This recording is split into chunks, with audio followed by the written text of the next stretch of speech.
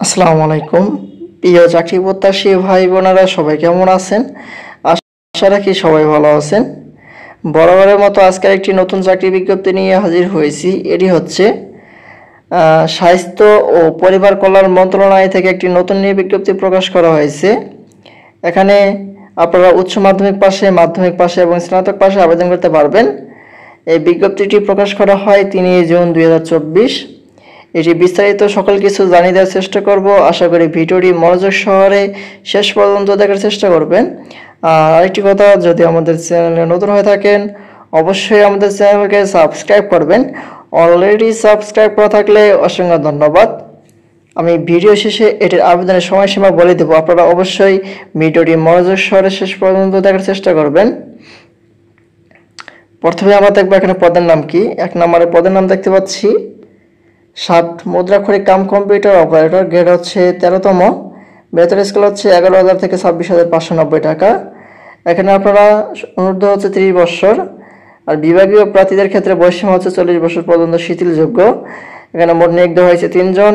এটিতে আবেদন করতে শিক্ষাগত যোগ্যতা লাগবে কোনো স্বীকৃত বিশ্ববিদ্যালয় হইতে স্নাতক বা সমমানের ডিগ্রি থাকতে হবে, কম্পিউটার প্রশিক্ষণপ্রাপ্ত হতে হবে, কম্পিউটার মুদ্রাক্ষর প্রতি মিনিটে ইংরেজি 30 শব্দ এবং বাংলা প্রতি মিনিটে 25 শব্দের গতি সহ সংশ্লিষ্ট বিষয়ে স্ট্যান্ডার্ড অ্যাপটিটিউড টেস্টে উত্তীর্ণ হতে হবে এবং ষাটলিপি প্রতি মিনিটে ইংরেজি 70 শব্দ এবং বাংলা 45 শব্দ থাকতে হবে। 2 নম্বরে যে পদটা আপনি দেখতে পাচ্ছি কম্পিউটার অপারেটর, এখানে গ্রেড হচ্ছে 13তম, স্কেল হচ্ছে 11,000 থেকে 26,590 টাকা। এখানেও 30 বছরে আবেদন করতে পারবেন। মোট নিয়োগ দেওয়া হয়েছে 3 জন।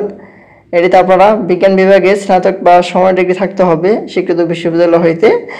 অভিজ্ঞতা হচ্ছে কম্পিউটার মুদ্রাক্ষরে প্রতি মিনিটে বাংলায় 25 শব্দ এবং ইংরেজিতে 30 শব্দ গতি সহ সংশ্লিষ্ট বিষয়ে স্ট্যান্ডার্ড অ্যাপটিটিউড টেস্টে উত্তীর্ণ হতে হবে। 3 নম্বরে পদের নামটি দেখতে পাচ্ছি অফিস সহায়ক। অফিস সহায়ক পদে মোট নিয়োগ দেওয়া হয়েছে 11 জন। গ্রেড হচ্ছে 20তম, স্কেল হচ্ছে 8,250 থেকে 20,010 টাকা।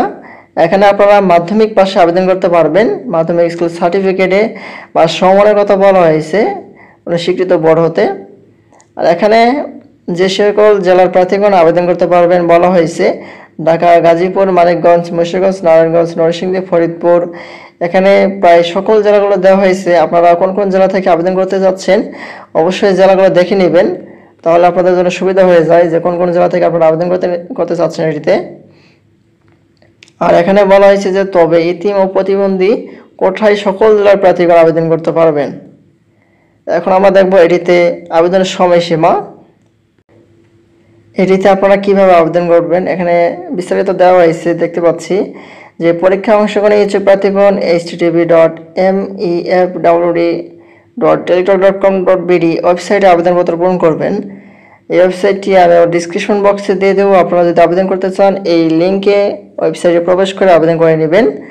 আর অনলাইনে আবেদন শুরু হবে 6 জুন 2024, আবেদন শেষ হবে 23 জুন 2024 বিকাল 5টা।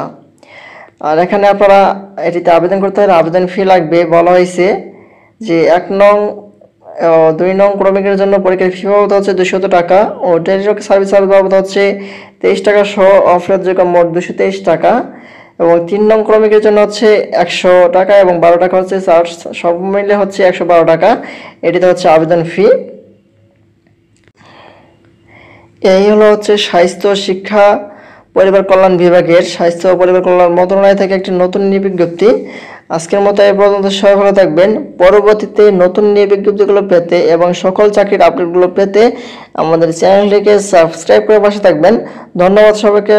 আসসালামু আলাইকুম।